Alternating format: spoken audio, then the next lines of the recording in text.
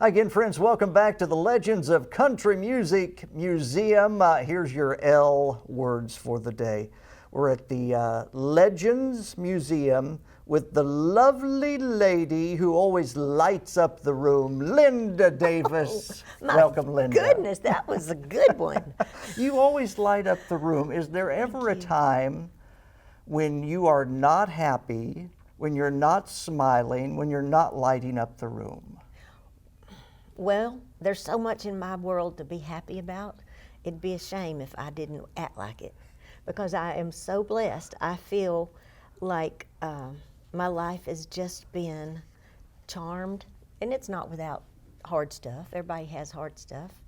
But the majority of my life has just been dreams coming true. Even dreams apart from career dreams, but personal. You know, there's just been so many things that God has dropped into my life, and people, and that's what it's connected to, people. And you being one of them, because we've been friends a long time. Long time. I've been cheering you on. I fell in love with Linda Davis, 1987.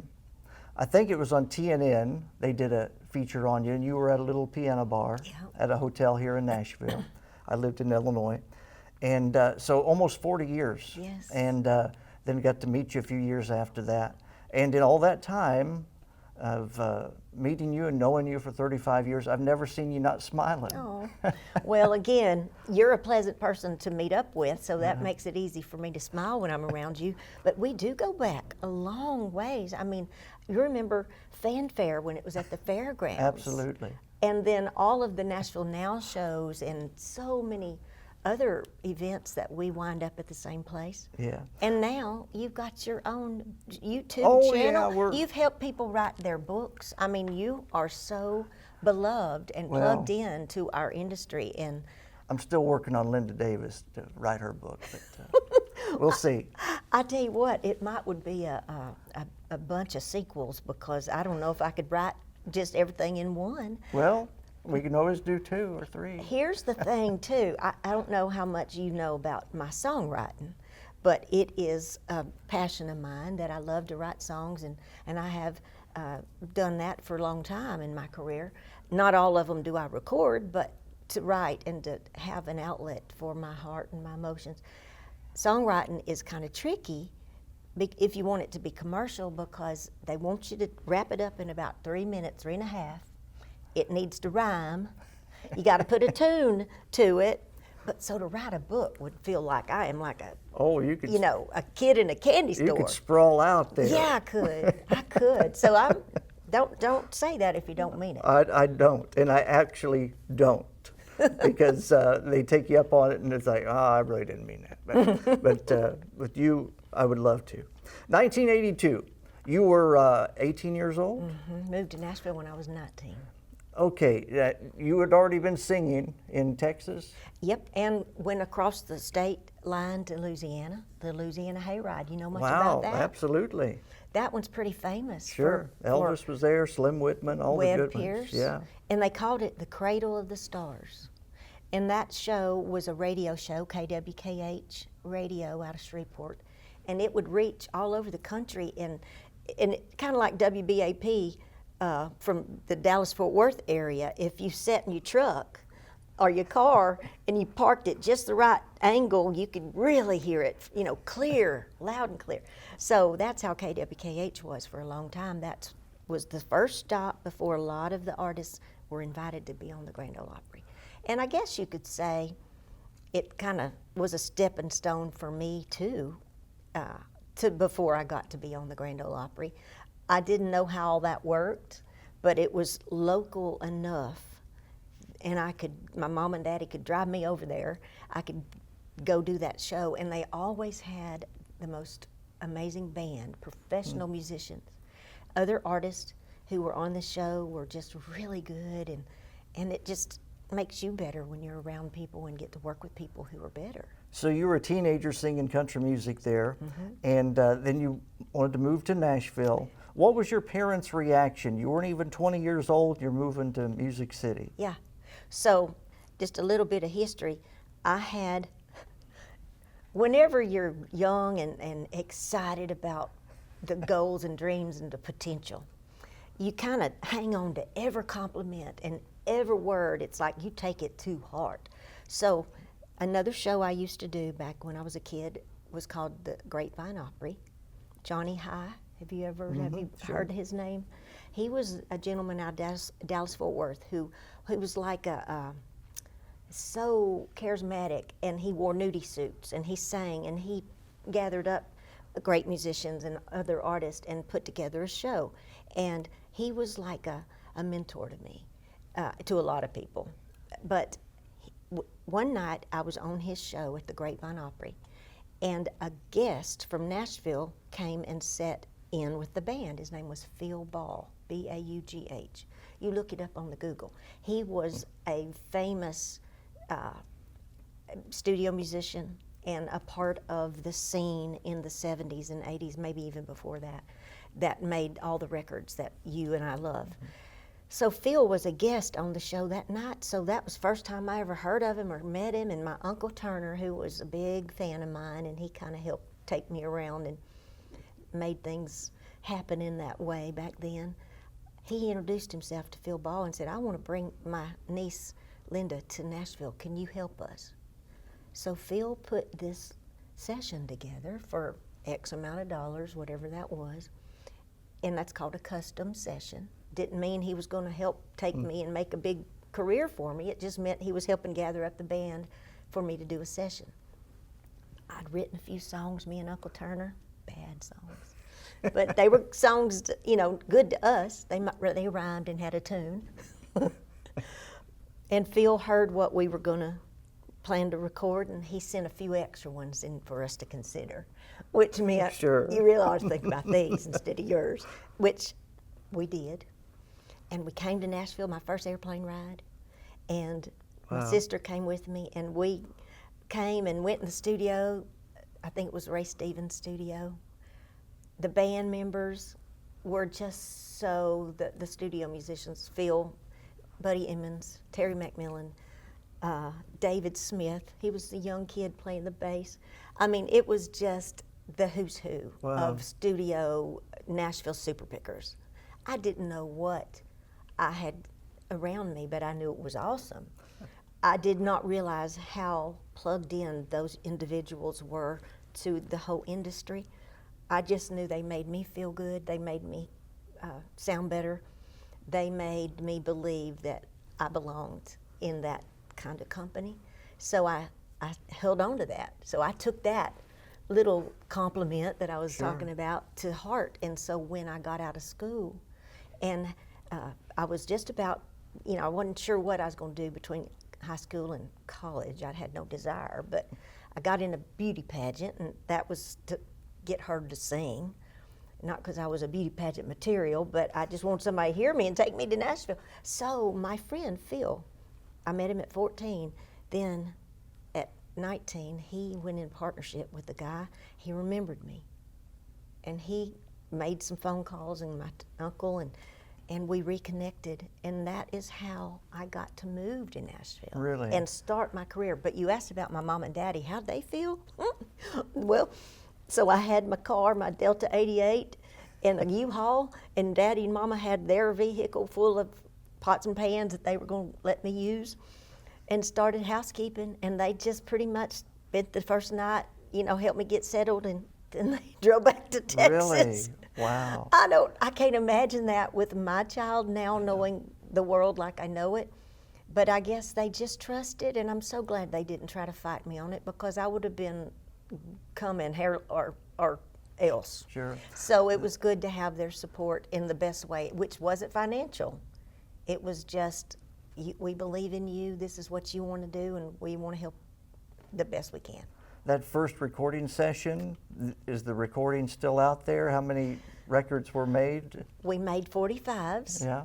So the first one that I actually had a little foreshadowing of the Nashville one by going to Shreveport and doing one over there. This Game You Call Love, that was one of mine and Uncle Turner's. And on the backside, I did Clap Your Hands. I learned it off of Ronnie Millsap. And so we made 45s, and we drove around as far as we could to Lufkin and Nacogdoches and Shreveport and try to get people to, like Loretta. Sure. I did not know that's how she did it, but that is exactly how we did it. We drove around, and they were kind enough, some of them, to play it. We'd stop. We'd call them from the phone booth and say, would you play? I mean, it was the same as her movie. So then after coming to Nashville and making that record, I did a song called High Steppin' and a song called This Ain't Tennessee and He Ain't You. Larry Bastian wrote that song. God bless him. And again, God was directing this show because and nor did my uncle, know what we were doing. We just were trying to get our foot in some doors and endear ourselves to people to then give us a chance.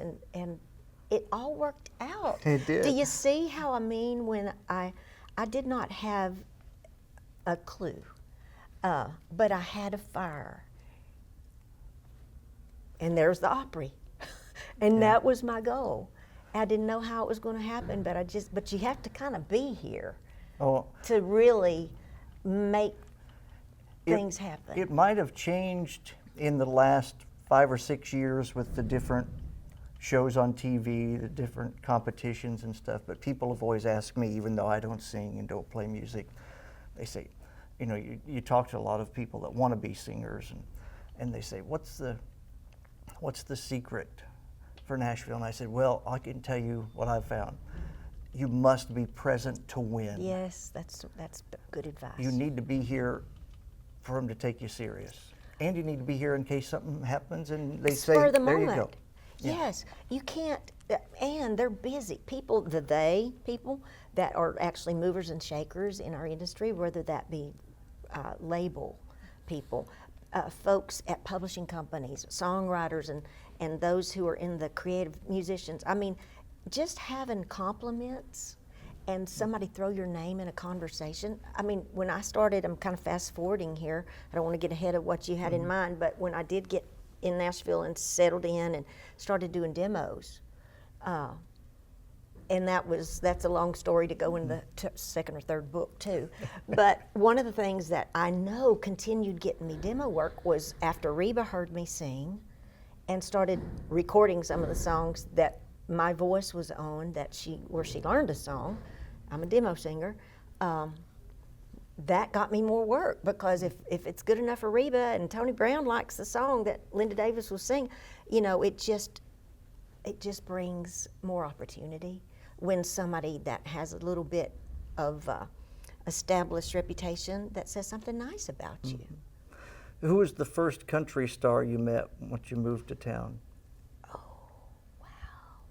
Can I go back a little further before I left Sure. Texas? I was in the Ronnie Millsap fan club, and I was just bold enough to write and say, he's coming to Shreveport, can I meet him? They gave me backstage passes, and I got to go meet him. I was in Buck Owens fan club. I was a buckaroo, had a card. Eventually, I got to meet Buck Owens, too, and tell him how much his music inspired me. Wow, wonderful. He's also in the Texas Country Music Hall of Fame, Buck Owens. I'm jumping around. Get your hook if you need to, but there was a show that I was on tour with Reba, and we played out in Bakersfield. And that was a big deal because Buck was coming. He sent me flowers to my dressing room. Buck Owens is in the audience. I've loved and adored him for so long. And that night, you know, you get all suited up, and this, with our song, Does He Love You, there was a special way she presented that, and it involved elevators. She was on a big pedestal with her elevator coming up. She has the first verse. I had the second verse. So my elevator was coming from stage right up on the floor. And my elevator didn't go all the way to the top that night, Scott. It fell out from under me. Is that what your husband has been saying for years? For years. He actually physically watched it happen because he was over there with a guitar on his neck. So there I go, and I'm thinking, it's not like, oh, my ankles maybe broke. It was Buck's in the audience. He is not seeing me at my best. But anyway. Did you crawl up? One of the crew boys hoofed me up, and I just kept walking, kept singing, limping a little bit. But it was just one of those You will never forget it. I wasn't going to forget it anyway because Buck Owens was in the audience. But then when it's like I fell through the hole in the stage. That is definitely one for the book. Yeah, yeah. That is one. And the next thing about Buck, I got to sing at the Crystal Palace with him. Wow. And that I was going on a promotional tour for my record at the time, the radio station. The record label took me around, and of course he owned a bunch of radio stations. Sure. So for him to call his people and say, y'all need to play this gal's record. You were in Ronnie's fan club and Buck's fan club. I was in Linda Davis fan club. You are. Yeah, I was. How about you that? came to some of my little fan club Man, parties, didn't you? I was there a long time. So in 2010, I had to go back to my journal. I keep a journal for the last couple decades. I interviewed Linda Davis in Peoria, Illinois, 2010. Who was I with? You were with yourself. Look at us. And she got me up on stage, and we'll show these. What on hair the do I screen. have there? You had great hair. Oh, it's not that different. Yeah. It was Wow, 2010. look at us. Yeah. And Wow. and that night I told you that I was dreaming of moving to Nashville, trying to get there, trying to get a job in TV, and you were all supportive and all that. And I was TV news anchor at the time. And a year later, I got a job with RFD TV. Was news anchor there for about 5 years before I started writing books. But I moved to Nashville. So here it is, out of my journal. On November 29th, 2011, I moved to Nashville. 5 days after I moved, December 4th, I went to see Linda Davis. You were at a little event, and I forget the place, but you were there. And I told you that I had just moved to town. Now, you don't remember this, but it's one thing I'll never forget. And I told you that my wife and daughter were moving at the end of the school year. I had to move down by myself. So it's December 4th, and you said, are they coming down for Christmas? I said, no, I'll be here. And you said, and I wrote it in my journal, Linda says, well, you just come spend Christmas with us. And I said, there is no way that I am spending Christmas at your house, or not going to intrude on your family. I called my wife and I told her, you won't believe Linda did that. And so there was no way I was going to take you up on it, but I was so glad that you made the offer. You know what? I have been that person who moved to town without family or many relationships already established. When I came at 19, I knew the man Phil, the story a few minutes ago, but that was just really an acquaintance. It wasn't somebody I spent Christmas with either. But I've been that person, and it's like, that's one thing that I was raised to invite and include people, and there's no reason to be alone. And then the way I like to incorporate that same kind of, I guess, hospitality or whatever, to have guitar singings and pools at my house. Those are just such common occurrences, and those are things, and we need to do one. We're past due doing one, but we will. And just, it's not anything professional, it's not anything that we do nowadays to try to get on Facebook or to get clicks or to get likes. It's not that. It's about having camaraderie with your peers and your friends. And those are the kind of people that come into your life that have been there a long time, and those that we invite in the present time, because they might be what we were, kind of lonely, without a home to go kind of throw your feet up in a recliner, you know, and to get a meal. That to me is what we're supposed to do. We're supposed to make others feel welcome. I'm sorry you didn't make it that Christmas. I'm not sure if... I appreciated the offer. But you've got your own family now, so you're probably inviting people to be with you if they're alone, because that's what we do. All right, let's fast forward. So she's been here quite a few years, and you were playing the Missouri State Fair. Yes. Reba McEntire was on the big stage. You were on a little stage. Under a Now tent. tell me that story. So that very same quick. uncle that helped me get to Nashville was with me, as well as my other uncle and aunt from Oklahoma. And wasn't that far for them to meet us, you know, so it was a chance to be together as a family. But yeah, I was on the small stage after the Armadillo races. You were the opening act for the Armadillo race. You know, Willie Nelson, before we forget this, Colonel, if you could zoom back, you mentioned Armadillo, and for some reason I just thought of where we're at here. We're at the Legends of Country Museum, and look at this. We were sitting at Willie Nelson's handmade, I mean, this thing, try to move this. That's very heavy. You're not moving it. Whoever made it. Handmade dominoes game table. How about that? Can you imagine Willie playing dominoes here? The stories.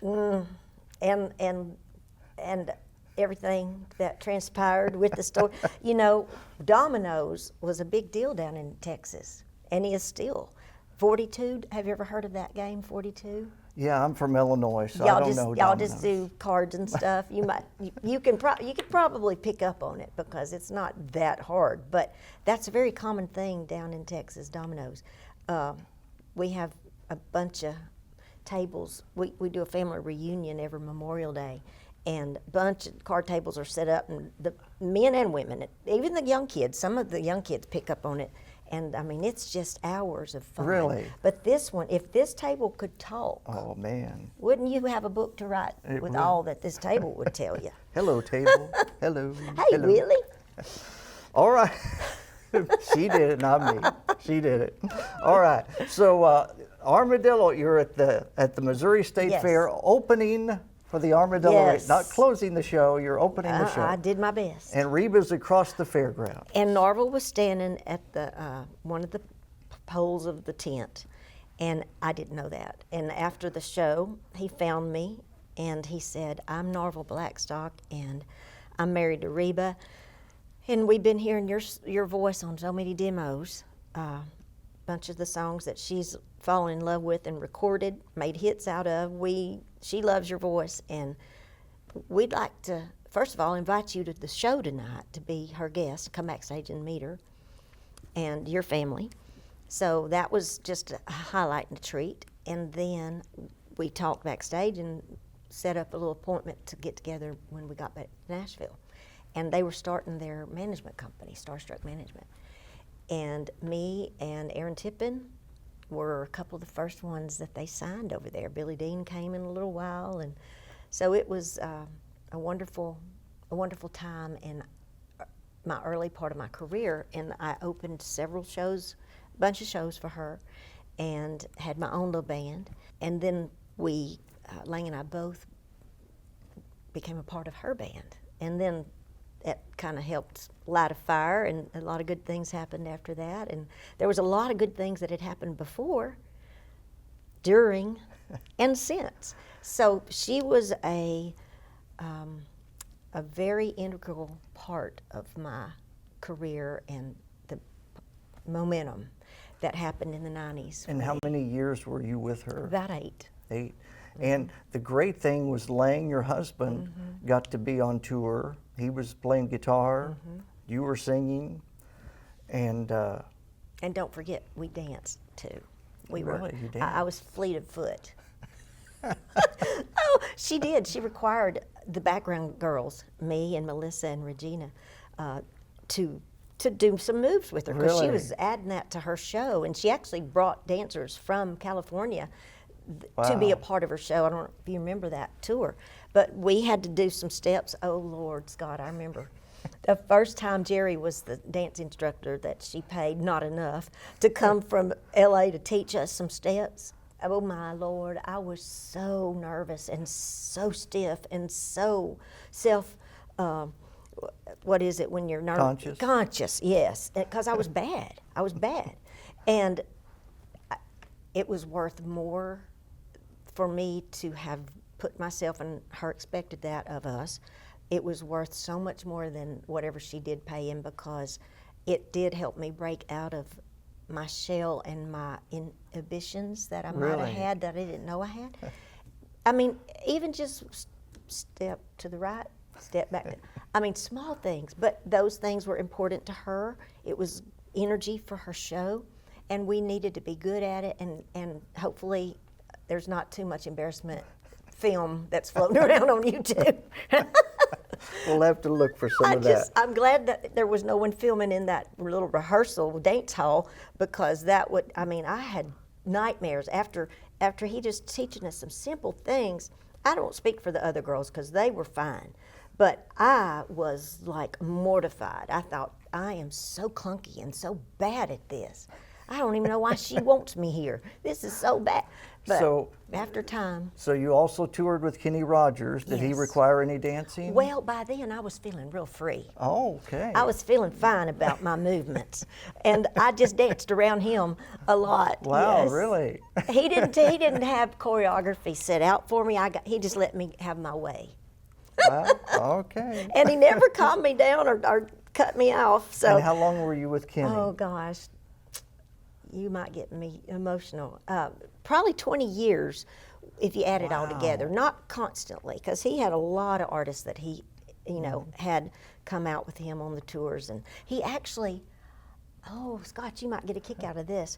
The first, when Hillary, Dave, and Charles got together, Lady Antebellum, they went on their first trip overseas to Switzerland with Kenny Rogers. Is that Ooh, right? and he took such pride in that. Oh, he took Wow. the pride into basically getting their career going Wonderful. by taking them to Europe, and they will always appreciate it. And the fans were first introduced to my girl and her friends by Kenny. In the Kenny shows, concerts, did you sing Dolly's part, Sheena Easton's part, Dottie West's part, all those? I was his duet partner. Wow. And then he had me do some myself. And there were different versions of his show, how he would use me in and out. At the end, the last few years, which was his farewell tour, I picked at him. I said, your farewell tour has been going on for 50 years. And he just laughed.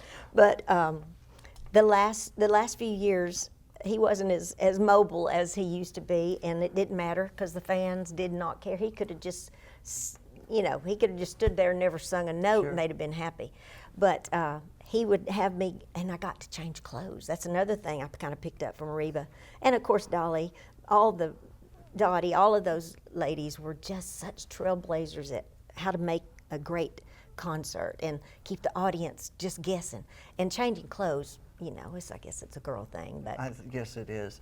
If you just, they can't see it on camera, but can you imagine that outfit, Dottie West, Yes. squeezing into yes, that one? yes, I did her song, I Feel Sorry, Yeah. and we had fun with that, and I would actually make Kenny Rogers blush.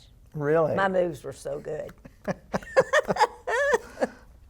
But we did a lot of Christmas tours.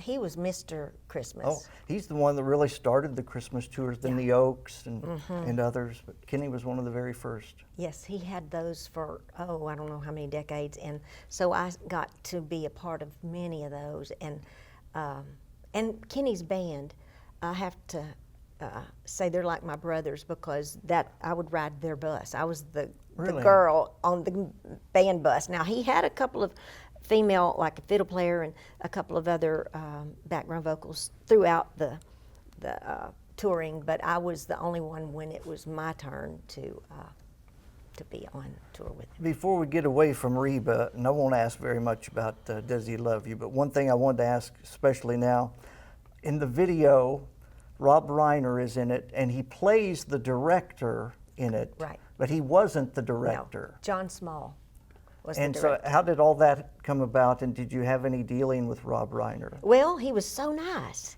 And see, Reba was shooting a movie and doing a movie with Rob. And so they were still in production. And he was very accessible, and he got invited to just kind of do that little cameo, and he said yes. So we took the video production out there to do that scene, and he couldn't have been nicer. He couldn't have been nicer.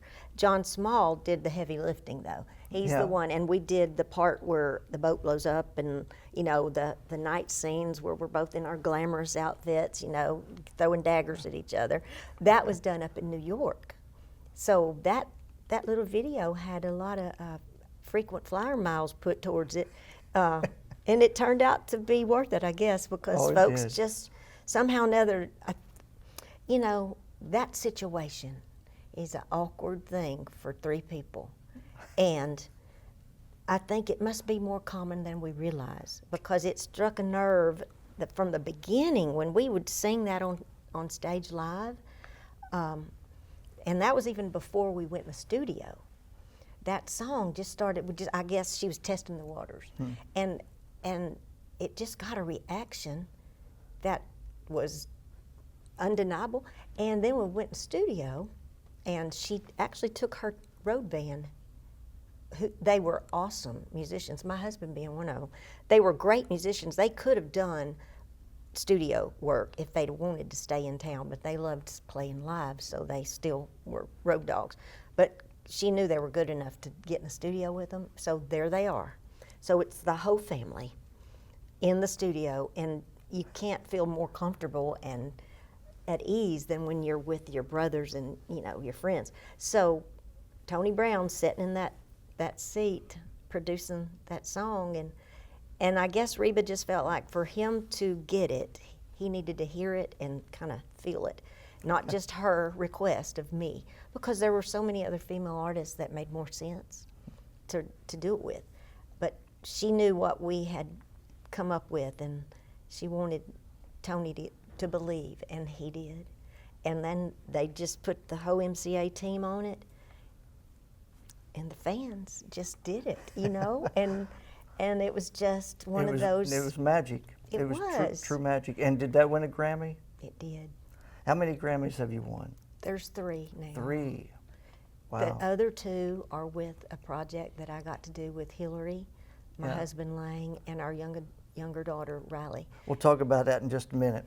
Now, I guess that came really before Lady A really exploded, or at the same time, or maybe Lady A exploded and then that came? The family record? Yeah. Yes, it was after Lady A had already.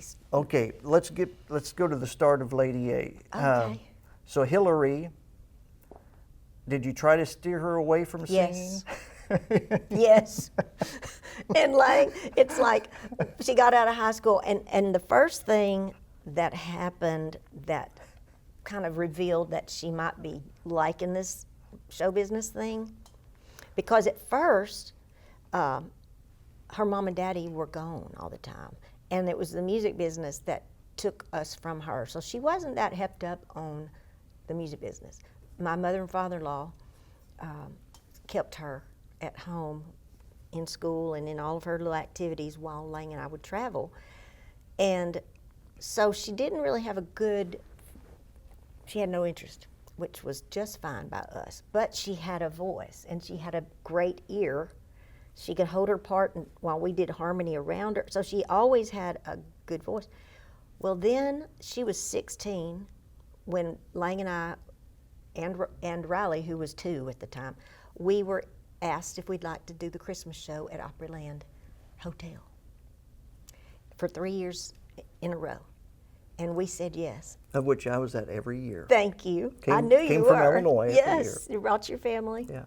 Well, we did that Christmas show, and it was a residency, so it started at Thanksgiving and went through Christmas. Every night. Yes, and then prior to the shows starting for the public, we had rehearsals. So, I mean, you're talking a big 2 months of time, which involved wardrobe and band members and crew members. I mean, it was a production. And it was a family. And that camaraderie with those behind the scenes, the musicians on stage, then you throw in the kind, generous audience and how sweet they were to us. She got it then. Hillary figured out what it was that had her mom and daddy so, locked into this career. Well, then she got introduced to our friend Victoria Shaw, who you may know, your audience might not, but Victoria wrote a bunch of big songs for a lot of different artists, even in the pop world. Bunch of Garth's songs, The River, John Michael Montgomery. Anyway, so Victoria came and brought her family to see our Christmas show, and she noticed Hillary's voice, how pretty and nice it was. And then she saw us all after the show, said, do you think, she asked me and Lane, would you mind if I just kind of started writing with her? And took her around and get her to write with some of my friends who are the who's who. And it's like, no, that's okay. We weren't gonna shove her into it, but we weren't gonna deny her, but we weren't gonna suggest she do it. But then there's Victoria, her cheerleader. And they started writing songs. She started, then the next year we did it again, and by now she's in college, and it's a lot of back and forth to MTSU where she was going to college, and writing songs during the day on Music Row, and it just became a passion for her. And Lang and I, it's like down at MTSU, they got a great nursing program. That's a quick, 18 months, I think. You could have your certificate and start working. She'd already been bitten by the bug. And shortly after, Victoria helped her get do you want me to do some more about this? Because it's pretty cool. Victoria got a budget from RCA Records to go, Joe Galante, to go in and do a showcase. And we went. She did great. Hillary did a great job that night. Had some great songs that they had all written, and he passed. He passed on her. And I'll never forget her on her bed, just boo-hoo, and just didn't, which I didn't quite understand what he missed either, because it was a really good night. He didn't hear it, or he had another female artist. It could be 1,000 things. Didn't mean she wasn't good enough, but it's not what he needed. So he passed, and she was devastated. Well, there was this TV show that they were starting to film in Nashville, and it was kind of like one of those, you live together and you write together, everybody's trying to make it in the music business, which was a disaster written all over it for my thoughts. I was praying against it, honestly. It's like, Lord, don't let this TV show have any success, because she's probably gonna make it, and then she'll be stuck on all that, just crazy stuff. So she goes to the audition, which I didn't even know that she was auditioning, which tells you something right there when she keeps it from us. But anyway, she auditions, and she's at the 12th and Porter, and across the way she sees Charles Kelly. And she recognizes him from, this is going to date us all, MySpace, because Charles has a brother who she followed on that little social media thing. And then she learned about Charles through his brother's music. And she went over there and spoke and told him how much she liked his voice. And he said, well, my buddy, Dave, we moved here, staying at my brother's house, and would you like to write? And that's how that all started. That's how it started. The show didn't happen, which was Mama's answer to prayer. But Lady Antebellum happened. That happened. When they took off, overnight almost, what was your reaction? Were you shocked at how high they got as fast as they got? Okay, it's a strange observation for a mama in the same industry, with all of my fears for her, all of my worries, not about Dave or Charles, none of that. That was, obviously I could hear, I knew that was magical, their blend. They were writing such great, fresh songs. So none of that surprised me. But I did not want the industry to chew them up and spit them out because somebody decides that they're not going to play that record at that radio station, and they're not going to get the ad, and then they're going to get pulled, and then they're going to get dropped. We've been there and done all that. And I know how that beats your heart up. And I didn't want that for her. Couldn't stop it now. It's already in motion. But I did have my reservations because, and then sometimes people say they're going to do certain things and they don't. They back out or they just don't. And then your heart gets, so that, it was all about protecting her from a big machine that is hard to control. But as, then it becomes, well, she's young, but she's grown now. This thing has legs, and if they're going to do this, I hope and pray that God protects all of them and keeps their feet on the ground. And we're just mom and daddy, and yes, I am a fan, but I'm more of let's just make sure you stay grounded. And she has. And then the people that she has invited into her world, the wonderful man that she's married, they have 4 children that are my biggest blessings. And she and Dave and Charles are about to get close to 20 years. Really, time flies. You mentioned the Opryland show. We'll show this on the screen. There we are. There we are. And that's us.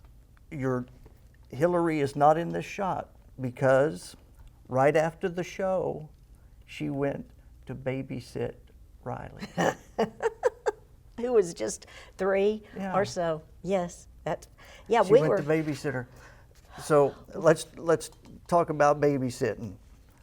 Let's go from Grammys to Granny. Well, Is it Granny A? Actually, Grandybellum. Grandybellum. So one of the pieces of our family, Riley, that a lot of your fans and friends may or may not know about me, but so Hillary's 14 years older than our younger daughter. So I have not known of an empty nest, which is great.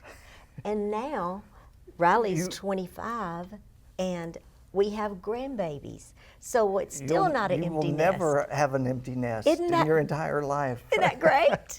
and I didn't have enough sense to plan it like that, but it's working out real nice. So when Lady A is on tour and Hillary gets pregnant, you're the babysitter. Well, you know, I have never been able to be that exclusively because I'm still working. It just is, you can't be 2 places at once. And Hillary understands that Lang and I are still working. Now, that doesn't mean I want to be the first call, first right of refusal. But Hillary and Chris, my son-in-law, they have had wonderful instincts and discernment about who they bring into the home and the family as far as nannies and childcare.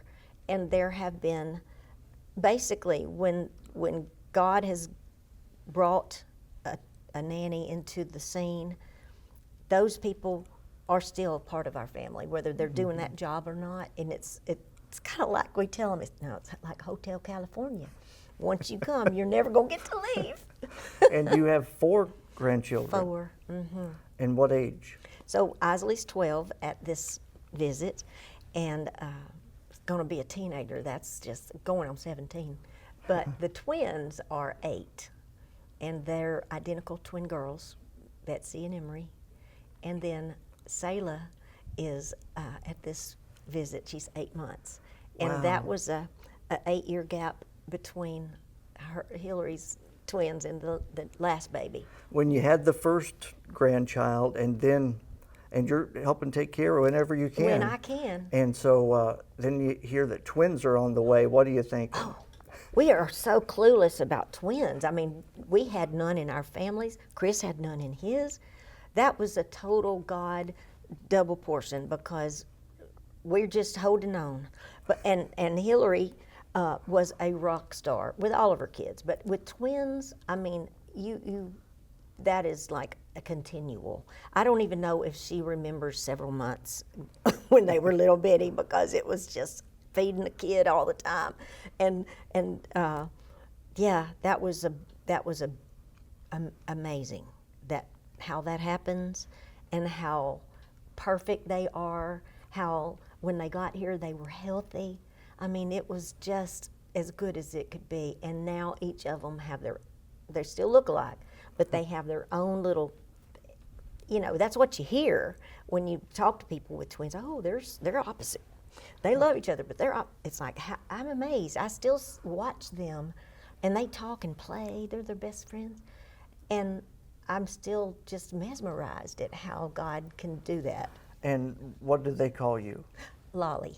Lolly. And how is that? Well, I don't know. I don't know. I remember where it comes from. I think I dreamed it. That before Isley was born, I dreamed it because everybody would ask, "What they call you?" I don't know. I don't care. It didn't matter.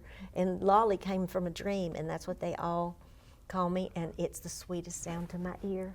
Well, What is your name? Well, I'm trying for grandfather. Okay. I'm trying that to That's be so the first. I formal. know that's.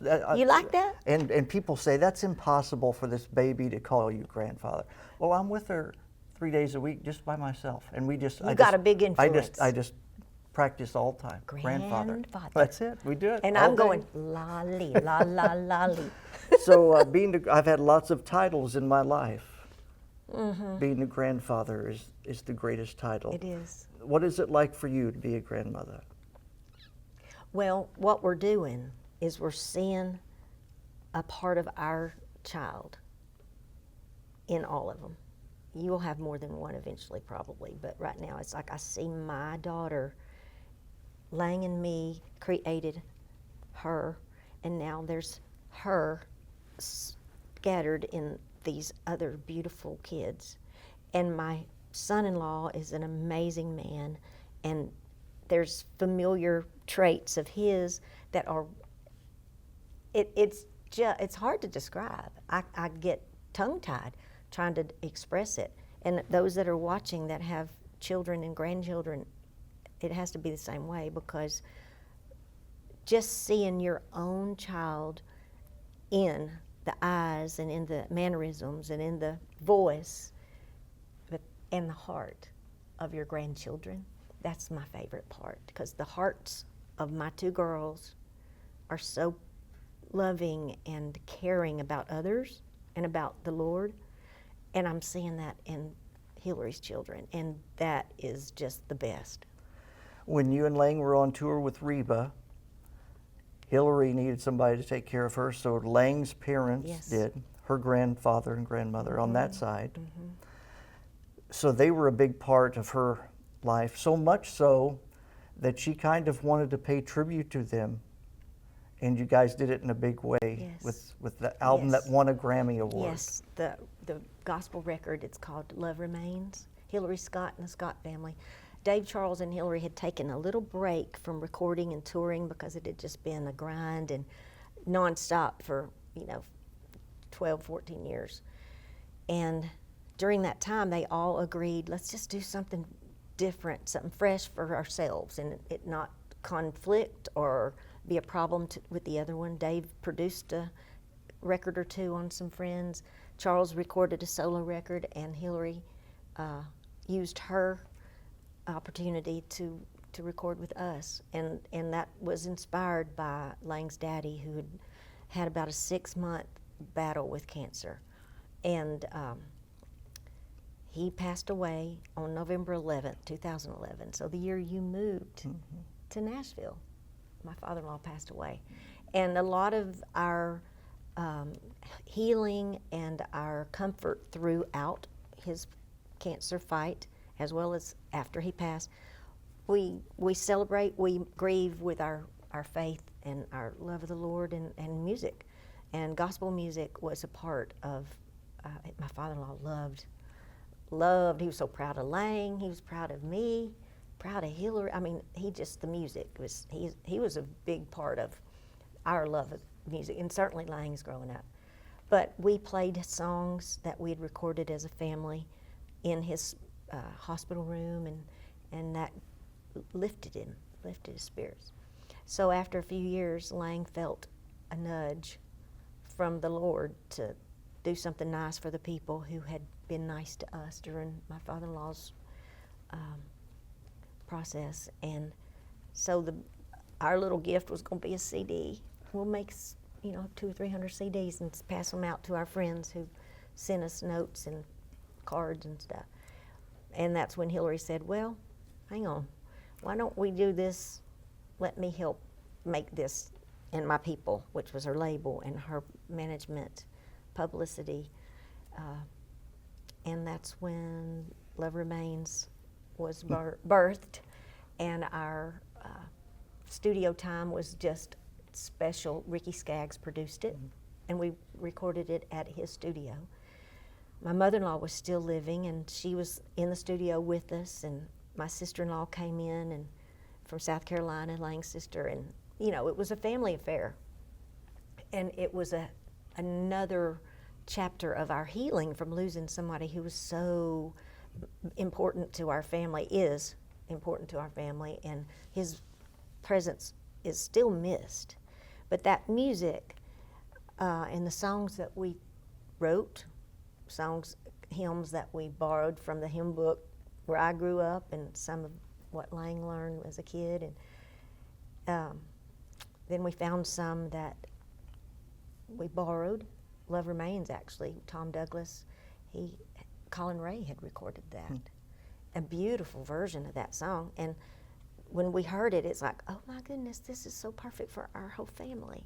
And it's the title. But thinking about Grammy when we did it, that was the last thing. We were just squalling and praying and singing, and I was on tour with Kenny. Hillary was in and out with Lady. I mean, it was a little, Ricky was busier than he'd ever been in his career, so for our schedules to even line up to get in the studio to do it was a miracle. And everything, though, it just, God lined it up because there was no other explanation. And then for it to be nominated and then win 2 Grammys, we went out to California, we got dressed up. I flew, I forget where I was, Omaha or somewhere, and it was like, my plane got canceled, and they were out in California waiting on me, and I mean, this is, you do what you gotta do, and if you got somebody that can make things happen, thank goodness. But I mean, Hillary ended up having to get a private airplane, to get me out there, because my commercial, I don't know. It was the crazy, like the devil was saying, no, you're not doing that, no. And everything, we found a way around it, but it was meant to be, it was. And then Lang always says, it's like Ellie Mae and Jethro goes out to California. Because see, I wasn't at the Grammys when me and Reba won. We were not, either of us were not really? at You the weren't? Grammys. And it did, that year, Winona and Clint Black were up for a Grammy for their song. And it was a beautiful song. Something but Goodbye. Oh, yeah. so good. Yeah. And they were there. We knew they were going to be there. So it's like, they're going to win. And we were on tour, and we were home and going to leave again in a few days. So we were washing clothes and trying to repack. And so we didn't go. And we were watching them, but it's like, Reba called, and after we heard we got the award, it's like, did you hear? I think we just won. It's like, yeah, we did. So anyway, we did go out as a family to the Grammys for that one. Wow. But your first Grammy, you weren't there. No. And they sent it to you in the mail? Yeah. Wow. Yeah.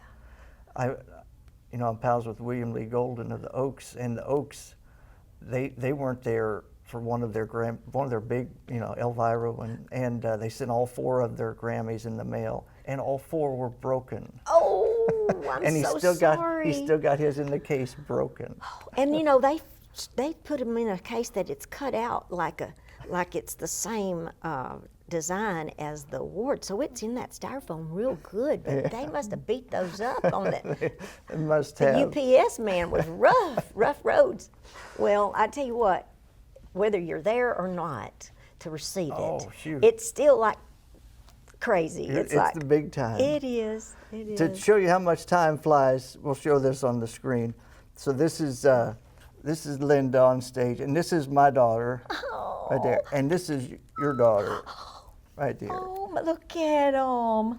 Yeah. That was at Fanfare, yes. That Yeah. was the Kellogg. Wow. Yeah, there we are. How and about, the that's reason Riley I brought, Jean. Wow. Yeah, that's Riley. And so they're both 25, Close to the same age, 25, yes. 26 years Yes. Yes. old. So the reason I brought that, 25 years later, here we are. I'm wearing the same shirt. Okay, I just have to tell you, for a man That's like you're bragging that you still fit in your same Well, clothes. there That's I a good am. thing. But if I were wearing this shirt I was today, going to ask if you still I had that would've- outfit. I don't. I would have been mortified if I'd have showed up to your interview wearing the same outfit. That's the I difference would have between a loved man it. and a woman. I would have loved it. That's if you'd so have showed funny. up I in do that. like that shirt though. I don't know. But isn't that crazy? Yeah. You don't care. I would have been just like leaving to go change and making you wait till I come back with something else. That's the women from Venus and men from Mars thing. That's it. But What anyway, else you got? And so What else there's you got? and there's Oh, look at our Riley Jean, daughters look. as they were growing up. Goodness. Yeah. We do go back. Long time. I am so glad that today finally happened. Well, I put it off a while because I wanted to do it good, and I've got a couple more pictures I want to show you here. We were mutual friends with one of our favorite people, and there was a birthday party. Is that Lulu? Yeah, it's you and Lulu. Precious. Oh my goodness. I took that one. Wow. You know what? That Yeah. she's so funny. That woman, she was bigger than life. Absolutely. In a lot of, her physical size for a long time, she was bigger than life, but her heart far exceeded the size of her body because she was, Lulu had such a hard life. Yeah. Did you write her book with I did. her? So you know so much more. But her life, she could, and she would tell you, and you wrote about it. She did take some bad turns and made some rough choices. But when she got saved and the Lord changed her life, changed her heart, I mean, she loved people. She wanted to help. And I think she was probably drawn to the broken because she had been broken for so long. And she helped so many people. Yeah. And she gave hope to so many people because she knew that if she could pull herself up through her circumstances, that we could. Well, she loved Linda Davis, and I know that Linda Davis loved her. Yes, I did. So, and this is Thank the you same for that party, and this memory. was during COVID, but we all got together for a little party, and there's Linda during COVID There. sticking me up. Yeah, felt like one of those cowgirls with those Yeah, little bandanas. Stagecoach robber. Yes, yes. That was a sweet night, wasn't it? Yeah, that was one of Lulu's parties. Yes. So that girl who moved to Nashville 19 years ago, or when At she was 19 years old, more than 19 years ago. but Few. Did it turn out like she expected or as she had hoped? Scott, I cannot even describe how over and above my life has turned out since that. I mean, my dreams were honest and pure. I wanted to be on the Opry. I didn't know how to do it. I didn't realize, okay, you need to have a record deal, you need to go tour. None of those details was I even zoned in on. I just want to be on the Opry. And that dream has come true over and over and over. So that one, which started, the whole ball rolling, but then the relationships. I mean, I would never have met my husband had I not moved here to want to be on the Opry. I mean, and I just told you about that journey. I would have never met Reba. I mean, she was in Oklahoma, I was in Texas. I mean, I could have driven up there and done, met her at Kroger or something. I doubt it. But there's just so many things that I never even knew would be important to wish for, or to pray for, or to hope for, that are the most. And the Opry is awesome. Those awards, that's so nice to talk about, and I'm so thankful. But when I get to visit with people that I've known that have watched me, followed me, supported me, encouraged me, and we just talk about life and how are you doing? No, you got a grandbaby? We're even more alike than we used to be now. Those chapters just add richness to the whole process of life, and friendships, bonds, and memories. That's what it's all about. And I didn't know that was important way back then, but now I do. Anything else you got coming up that we need to know about? Well, if you just look on all my little Facebook and social media things that I do that I don't do well. I'm the worst at keeping things current, website, but I do still perform, and I love it. And we do, Lang and I go out and do a lot of shows in performing arts centers or theaters, which are more intimate than those with elevators and you know, all of the production stuff that we've got to kind of do the whole thing, the gamut.